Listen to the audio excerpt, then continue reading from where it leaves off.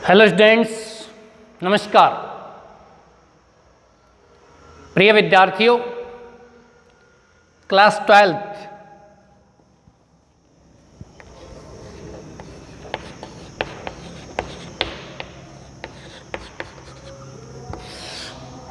कक्षा 12 grammar portion has been completed and your poetry section is on progress. Poetry section आपका चल रहा है जिसमें आपकी पोएम ए बॉयज सॉन्ग, एक लड़के का गीत, विल्फ्रेड विल्सन गिब्सन। प्रिय विद्यार्थियों, आपकी पहली वाली पोएम बेन जॉनसन के द्वारा रची गई poem the Nobel nature poem आपको कंप्लीट करवा दी है। उसके क्वेश्चन आंसर हैं वो भी हो चुके हैं। दूसरी पोएम ए बॉयज सॉन्ग, इस पोएम का रेसिटेशन दोहरान आप कर चुके हो, ट्रांसलेशन इस पोएम का कर चुके हो और एनालिसिस भी हम इस पोएम का कर चुके हैं। एनालिसिस का मतलब विश्लेषण, व्याख्या भी हम कर चुके हैं। ये पोएम हमें क्या संदेश देती है, इस बात के बारे में हम जिक्र कर चुके हैं। Like man, birds are important manifestation of nature. According to the poets, they are the nature's precious gift. So we should not trap them in any scenario. हमें पक्षियों को किसी भी जाल में बंद नहीं करना चाहिए। Here in this poem the poet और great poet Wilfred Wilson Gibson, W. Gibson, इस कविता में ये बताते हैं कि he himself is the staunch lover of birds freedom. He does not set or spread any snare to catch them. He frees them all to fly freely in the open and vast sky.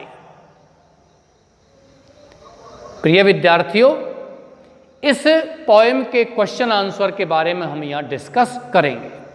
Let's begin.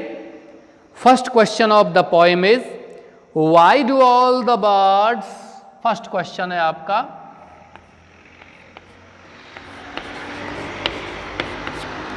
why do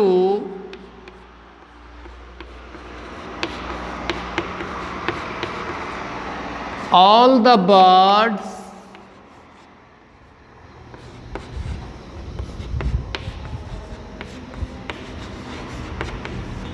belong to the poet? This is the question.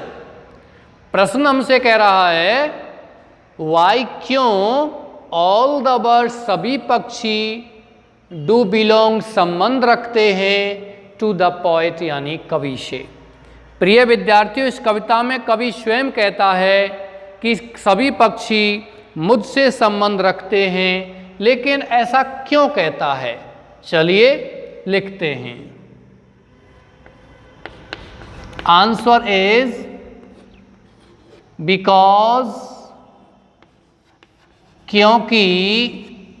प्रिय विद्यार्थियों, students, you can prepare a platform of your answer getting some words from the question. आप प्रश्न से शब्दों को लेते हुए भी अपने आंसर का प्लेटफॉर्म तैयार कर सकते हैं, जैसे कि all the birds belong to the poet because, ऐसे नहीं करना चाहते तो इसको लास्ट में जोड़ देना। सो या therefore all the birds belong to the poet. जबकि आप सीधा बिकॉज से प्रारंभ करते हैं तो भी आपका उत्तर वही होगा, आंसर वही होगा, because the poet is the stones lover of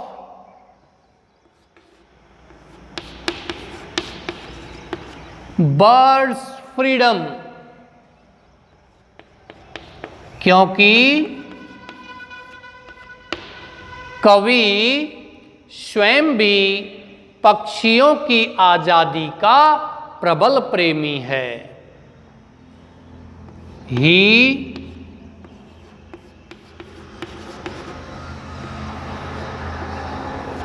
does not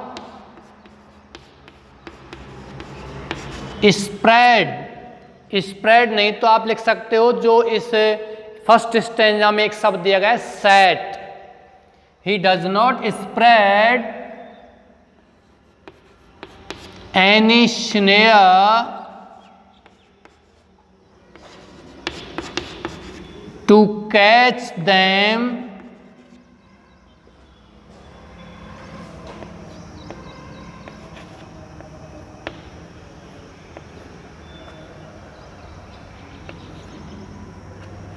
to catch them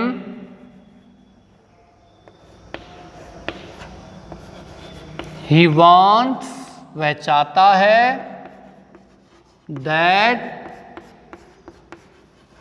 all the birds should fly freely in the open and vast sky। चलिए हम इसका हिंदी अर्थ करते हैं कि क्या कहता है। बिकॉज, क्योंकि the poet is the staunch lover, the poet कवि इज है, द स्टॉन्च लवर माने प्रबल प्रेमी, पक्का प्रेमी, ऑफ बर्ड्स फ्रीडम, पक्षियों की आजादी का प्रेमी है, प्रबल प्रेमी है, पक्षियों की आजादी का पक्षधर है। कौन? स्वयं कवि।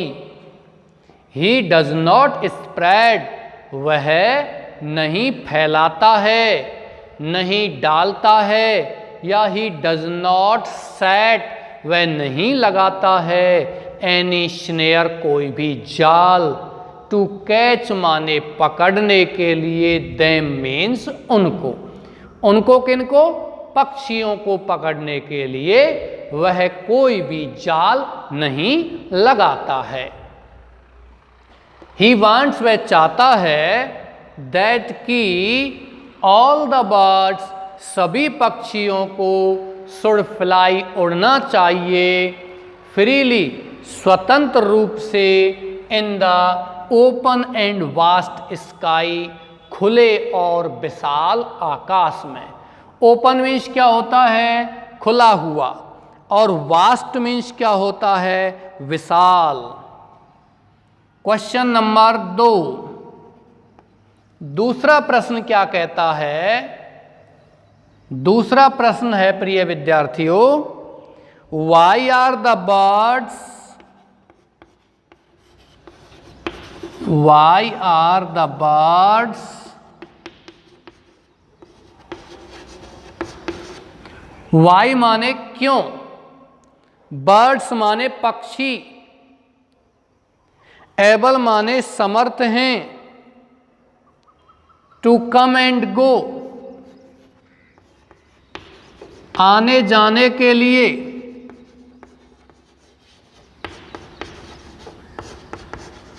फॉर द पोएट्स जॉय, कवि के आनंद के लिए। ऐसा क्यों कवि कहता है कि वो पक्षी कवि को प्रसन्न करने के लिए आने जाने में समर्थ हैं। प्रिय विद्यार्थियों, आपने पढ़ा होगा बॉयज सॉन्ग की सेकंड स्टैंजा की सेकंड लास्ट लाइन में एक शब्द दिया गया है कि सभी पक्षी अनकेज्ड हैं, बिना पिंजरे के हैं।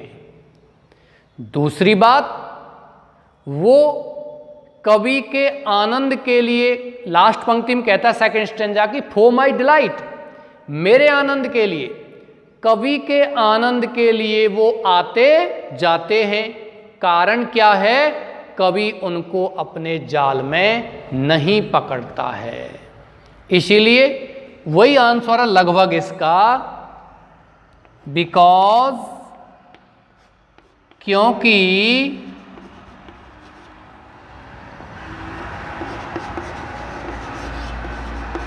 दे are uncaged and free to fly in the open and vast sky. The poet कवि does not catch them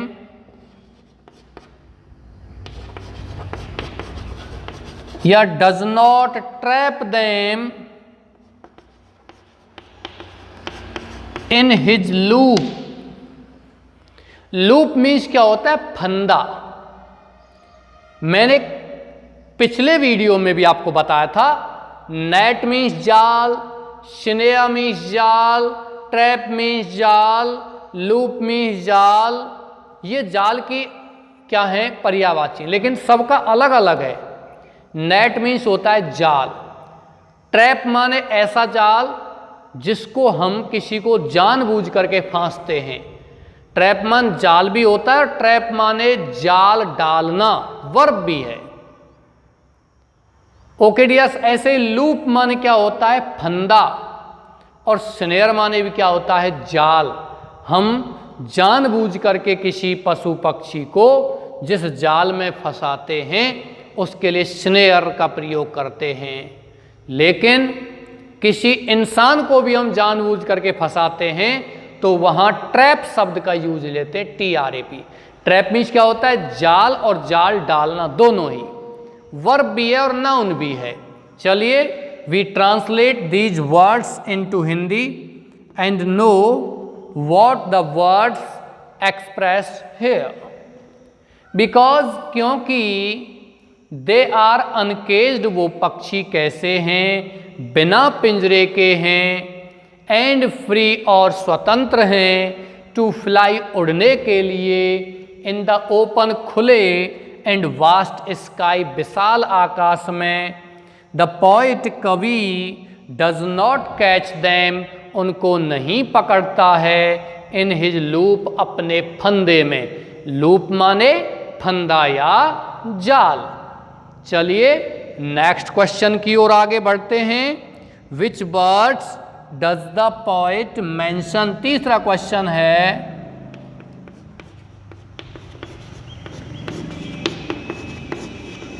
which birds does the poet mention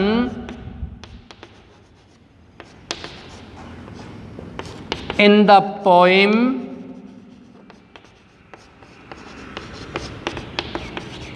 in particular? This is your third question of this poem, dear students. इस प्रश्न में पूछा जाता है विच birds, कौन से पक्षी, डज द पोइट मेंशन, कौन से पक्षियों का, द पोइट मीन्स कवि, डज मेंशन उल्लेख करता है, इन द पोएम माने कविता में, इन पर्टिकुलर माने विशेष रूप से। प्रिय विद्यार्थियों, आपकी इस कविता की स्टेंजा में स्पष्ट रूप से लिखा हुआ है, सेकंड स्टेंजा की फर्स्ट लाइन में एक पक्षी का प्रयोग, पक्षी का नाम बताया गया है, वो है blue tit, sits on the slow. और दूसरा पक्षी कौन सा है? ईगल यानी कि गरुड़, वो कहां है? वो ऊंचाई पर उड़ रहा है। लेकिन हमें थोड़ा सा ध्यान ये देना है कि इस कविता में कवि सभी पक्षियों का ही जिक्र करता है, सभी पक्षियों का ही उल्लेख करता है, लेकिन एक शब्द क्वेश्चन में आया हुआ है, वो कौन सा है? पर्टिकुलर। विशेष रूप से किसका जिक्र करता है? तो विशेष रूप से तो केवल 2 ही पक्षियों का जिक्र करता है, लेकिन हम यहां सभी को लिखेंगे। एक बार तो देखते हैं। The poet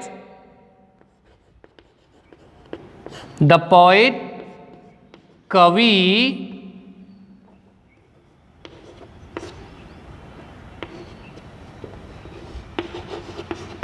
mentions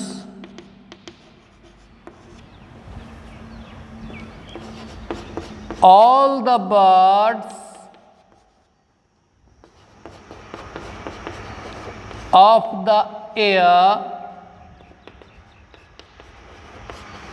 in the poem.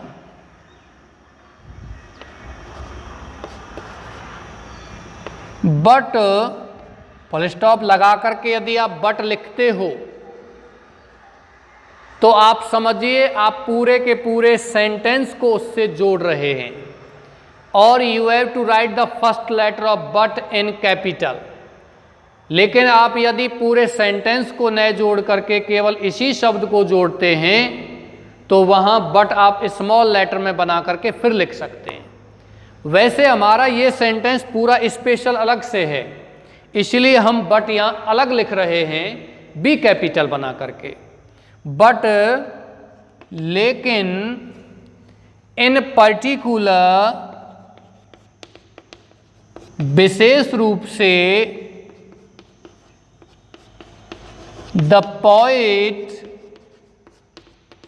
कवि मेंशंस उल्लेख करता है 2 बर्ड्स, 2 पक्षियों का, the blue tit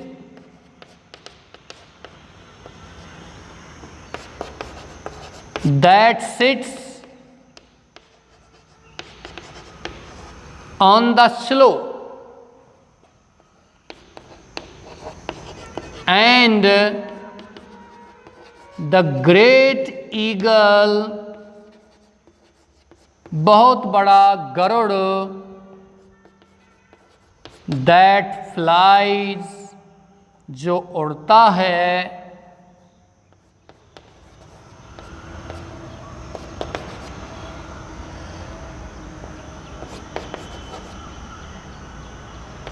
in the open sky, खुले आकाश में। खुले आकाश का मतलब ऑन हाइट, विशेष ऊंचाई पर वो उड़ता है। ये आपका आंसर है। चलिए इस आंसर का हिंदी करते हैं। तो द पोएट मेंशंस, कवि उल्लेख करता है, ऑल द बर्ड्स, सभी पक्षियों का, ऑफ द एयर, इस वातावरण के, इन द पोएम, इस कविता में, इन द पोएम, POEM, ये ध्यान रखना है। बट लेकिन इन पर्टिकुलर, विशेष रूप से, द पोएट मेंशंस, कवि उल्लेख करता है, 2 बर्ड्स, 2 पक्षियों का, द ब्लू टिट, नीले रंग की चिड़िया का, ब्लू टिट का, राम गंगरा का, दैट सिट्स, जो बैठती है, ऑन द स्लो, किस पर? झाड़ के पेड़ पर, या कह सकते हो बेरी के पेड़ पर। एंड द ग्रेट ईगल, और दूसरा पक्षी कौन सा है? विशाल या महान गरुड़ का, दैट फ्लाइज, जो उड़ता है, इन द ओपन स्काई, किस पर? किस में उड़ता है? खुले आकाश में। या लिख सकते हो that flies on the height, जो ऊंचाई पर उड़ता है। इन द ओपन स्काई नहीं लिखना चाहते तो लिख सकते हैं ऑन द हाइट। इस प्रकार से डियर स्टूडेंट्स, आप चाहो तो इन प्रश्नों को आप कॉपी कर सकते हो, उतार सकते हो। चलिए बाकी के प्रश्नों के बारे में बात करते हैं। मैं आशा करता हूं आपने इनको उतार लिया होगा, कॉपी कर लिया होगा।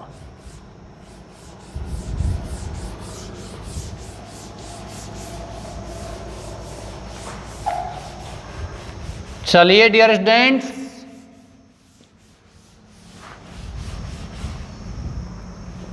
आप इनको साथ साथ ही रोजाना इनको पढ़ते जाइए, आपका कार्य बिल्कुल सरल होता जाएगा। यदि आप इनको पीछे छोड़ते हैं तो निश्चय ही आप 10 नंबर को खो चुकेंगे, क्योंकि पोएट्री से ही आपका 3rd सेक्शन प्रारंभ होता है। क्लास 12th का 3rd सेक्शन 3 सेक्शन में क्वेश्चन आता है, जिसमें फर्स्ट सेक्शन आपका आता है पैसेज वाला 4 question and answer. Second section आता है आपका ग्रामर पोर्शन 25 अंकों का आता है। फर्स्ट पोर्शन आपका फर्स्ट सेक्शन आता है 15 अंकों का। 40 अंकों का ये ग्रामर पोर्शन है। इसके बाद हम बात करते हैं तो 3rd सेक्शन यानी सेक्शन तीसरा जो आता है वो आता है आपकी दोनों बुक्स का। वो दोनों बुक्स का सेक्शन तीसरा प्रारंभ होता है आपका पोएट्री से ही, कविताओं से ही प्रारंभ होता है।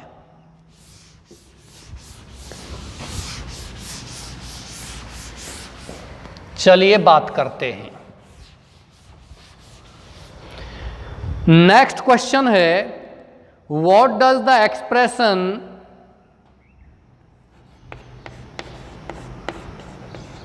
what does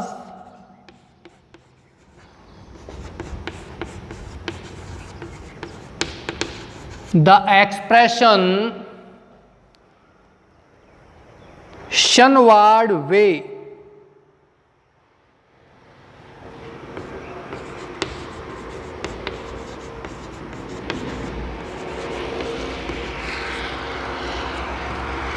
in the poem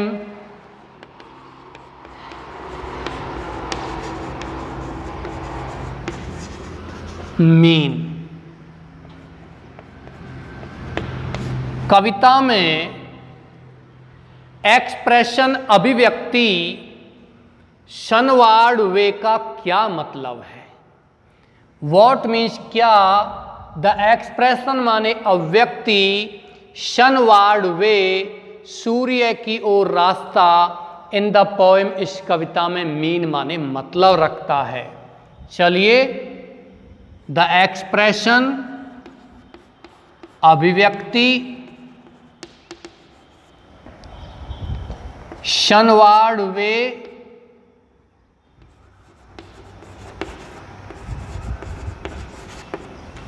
in the poem means the way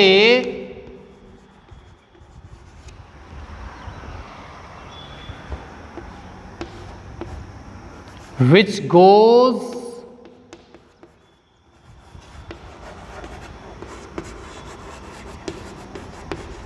towards the sun। इसका मतलब क्या है? एक ऐसा रास्ता जो सूर्य की ओर जाता है।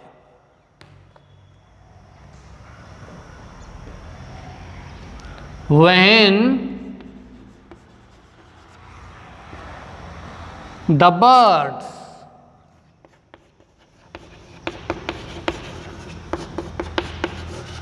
fly freely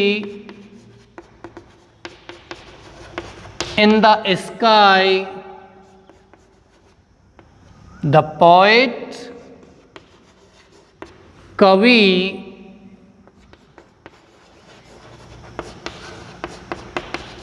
feels delight.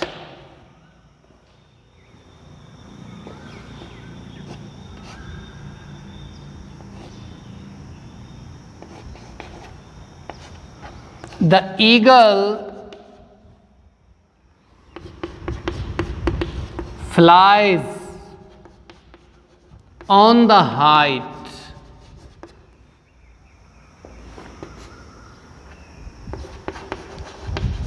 Then the poet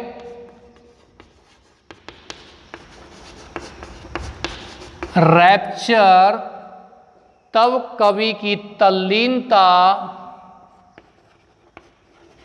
leads him towards the sun.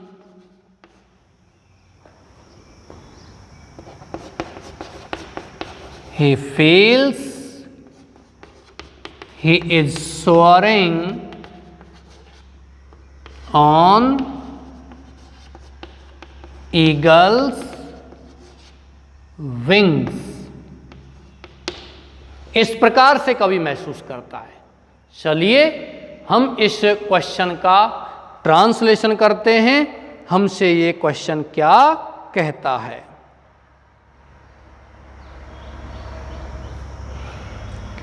The expression अभिव्यक्ति सनवार्ड वे सूर्य की ओर जाने वाला रास्ता इन द पोएम इस कविता में मीन्स मतलब रखती है द वे रास्ता विच गो जो जाता है टुवार्ड्स द सन सूर्य की ओर। व्हेन द बर्ड्स जब पक्षी फ्लाई उड़ते हैं फ्रीली स्वतंत्र रूप से इन द स्काई आकाश में द पोइट फील तो कवि महसूस करता है डिलाइट माने प्रसन्नता। द ईगल फ्लाइज गरुड़ उड़ता है ऑन द हाइट ऊंचाई पर। देन तब द पोइट्स रैप्चर कवि की तल्लीनता लीड्स हिम उसे ले जाती है टुवार्ड्स द सन किसकी ओर सूर्य की ओर। तल्लीनता का मतलब वो इतना रैप्चर हो जाता है, इतना तल्लीन हो जाता है, इतना खो जाता है विचारों में कि गरुड़ यदि सूर्य की ओर उड़ रहा है, आकाश में उड़ रहा है, उसको देख करके कवि इतना प्रसन्न हो जाता है कि वो स्वयं ऐसा महसूस कर लेता है कि वो स्वयं भी इतना तल्लीन, इतना खो जाता है विचारों में उस गरुड़ को देख करके कि वो स्वयं ऐसा महसूस करता है कि वह भी गरुड़ के पंखों पर बैठ करके सूर्य की ओर क्या कर रहा है, यात्रा कर रहा है, सूर्य की ओर जा रहा है। ही फील्स तो वह महसूस करता है, ही इज सोअरिंग वह उड़ रहा है, ऑन ईगल्स विंग्स माने गरुड़ के पंखों पर। सेकंड थर्ड स्टेंजा में आपने पढ़ा होगा सेकंड लास्ट लाइन में।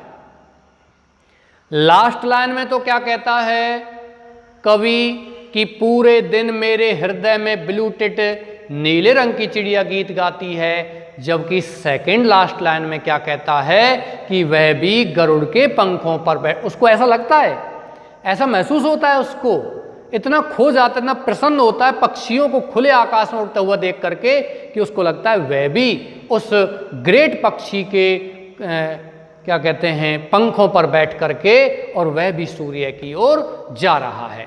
चलिए नेक्स्ट क्वेश्चन इस पाठ का लेते हैं। हाउ डज द पोएट, पांचवा क्वेश्चन है,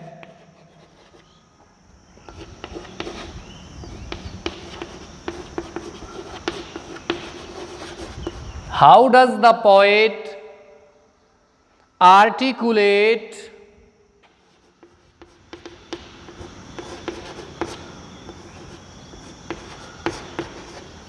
कवि कैसे, आर्टिकुलेट माने अवगत कराता है, his views on the birds,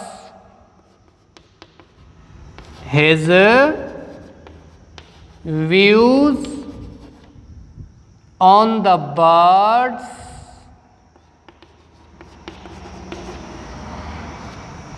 in the poem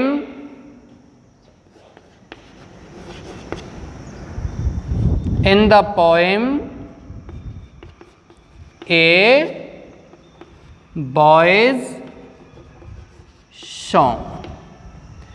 एक लड़के का गीत नामक कविता में पक्षियों पर या पक्षियों के बारे में कवि कैसे अपने विचारों को प्रकट करता है। इसमें एक क्वेश्चन और है अथवा में।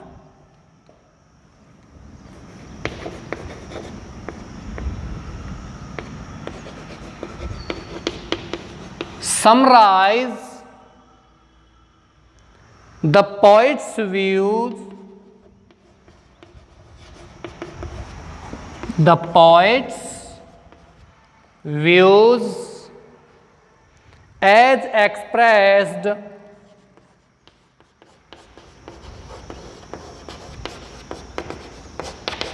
in the poem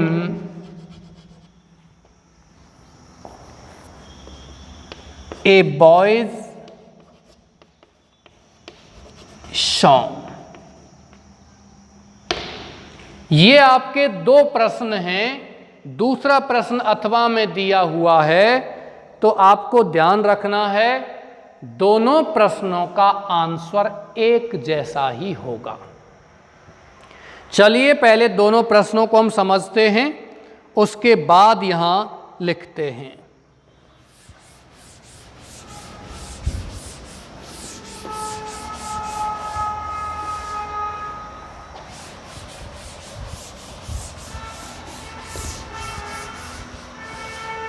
मैं आशा करता हूं कि आप इन प्रश्नों का आनंद ले रहे होंगे। आनंद लेने का मतलब है आप अच्छे से इन प्रश्नों को समझ रहे होंगे, और जहां कहीं भी आपको समस्या का सामना करना पड़ता है तो आप उसको मैसेज बॉक्स में भेज सकते हैं लिख करके, या फिर आप कमेंट बॉक्स में भी डाल सकते हैं। ओके डियर्स, चलते हैं। मैं यहाँ लिखाना प्रारंभ करता हूँ। इन दोनों प्रश्नों का एक ही आंसर है, और उसके बाद जब हम नेक्स्ट कविता की बात करेंगे वो राजन अग्रवाल की कविता है। चलिए, द पोइट, ये आंसर है आपका। The poet says that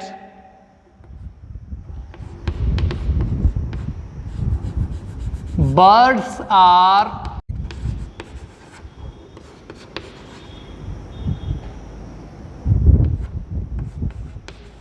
the precious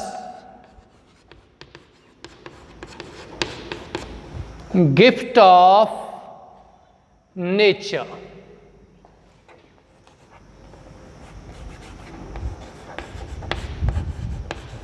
कवि कहता है कि पक्षी प्रकृति के बहुमूल्य उपहार हैं। लाइक मैन, इंसान की तरह, they are the important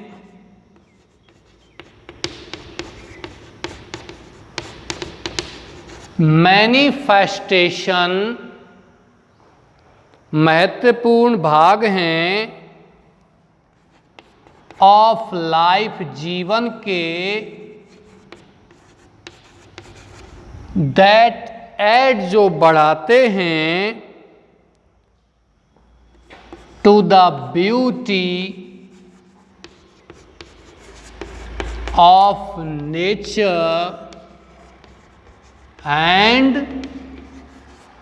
Joy of, प्रकृति के सुंदरता को बढ़ाते हैं और जॉय ऑफ ह्यूमैनिटी, मानवता के आनंद को बढ़ाते हैं। They should be fly, they should fly freely in the open and vast sky, उन्हें खुले और विशाल आकाश में उड़ना चाहिए।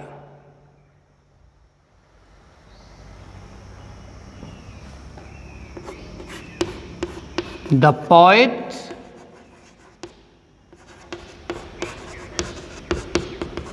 establishes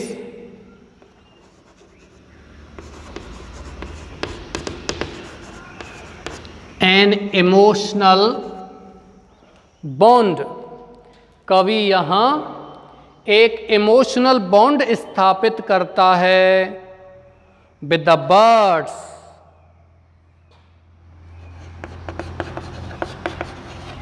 with the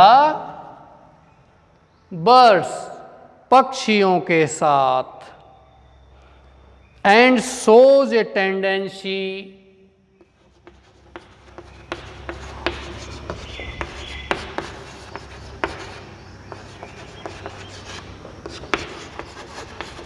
towards empathy. ये इस क्वेश्चन का, इस कविता का मैसेज है, या कह सकते हो ये इसका सार है। चलिए आगे चलते हैं।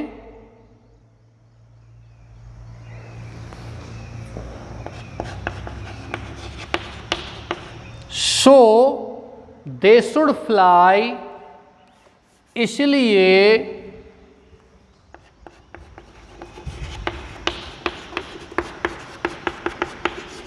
उन्हें उड़ना चाहिए। From place to place,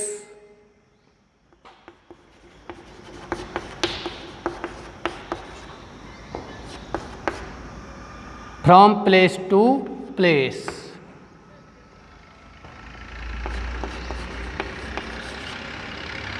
they should not B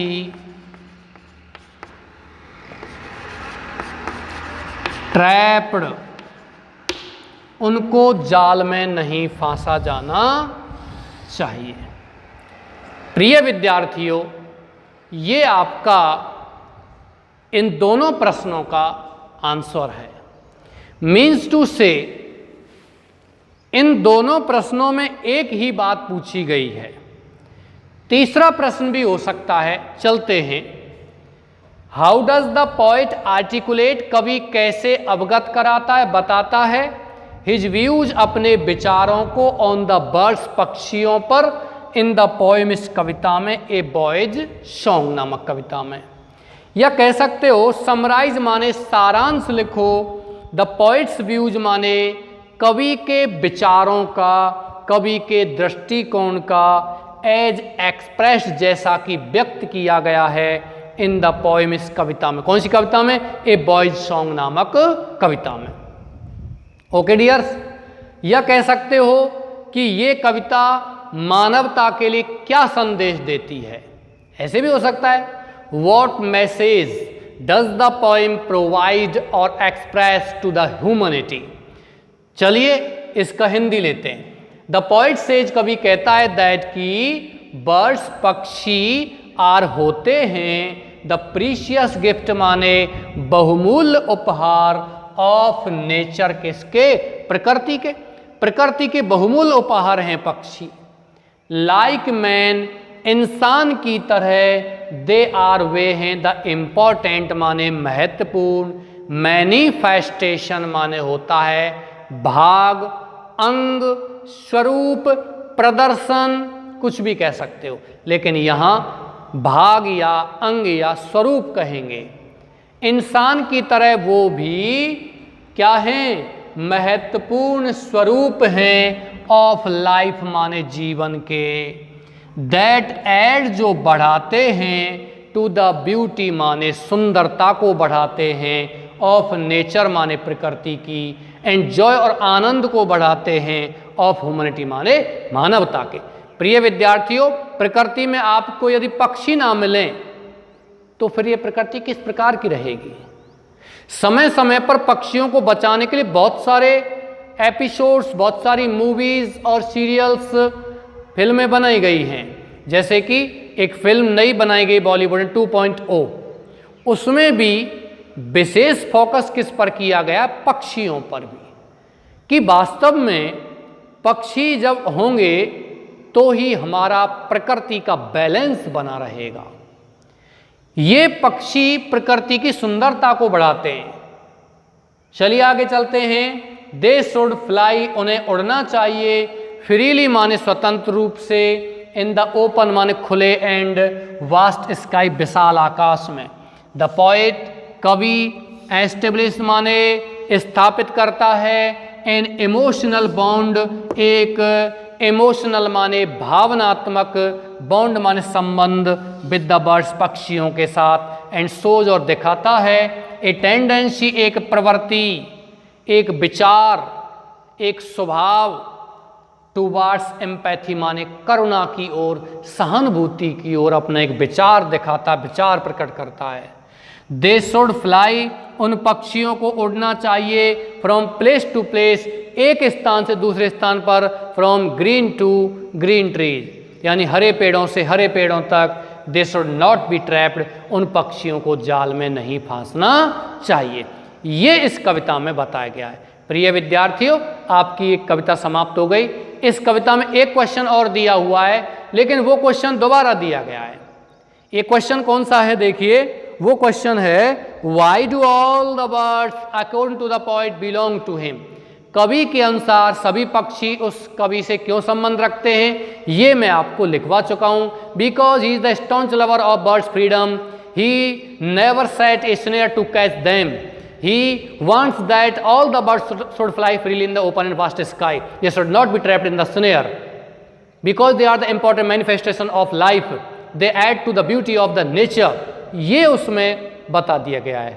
okay dears, इसी के साथ आज की ये क्लास यहाँ समाप्त होती है, समाप्त करता हूँ। आशा करता हूँ आप बहुत अच्छे तरीके से अध्ययन कर रहे हैं, और अध्ययन करना भी चाहिए, अध्ययन करना भी चाहिए। समय आ रहा है, आपके विद्यालय बस खुलने ही वाले हैं, ज़्यादा समय नहीं लगे, अधिक समय नहीं लगेगा। धीरे धीरे जीवन पटरी पर लौट रहा है। चलिए आगे बढ़ते हैं। इसी के साथ इस क्लास को समाप्त करते हैं। थैंक्स।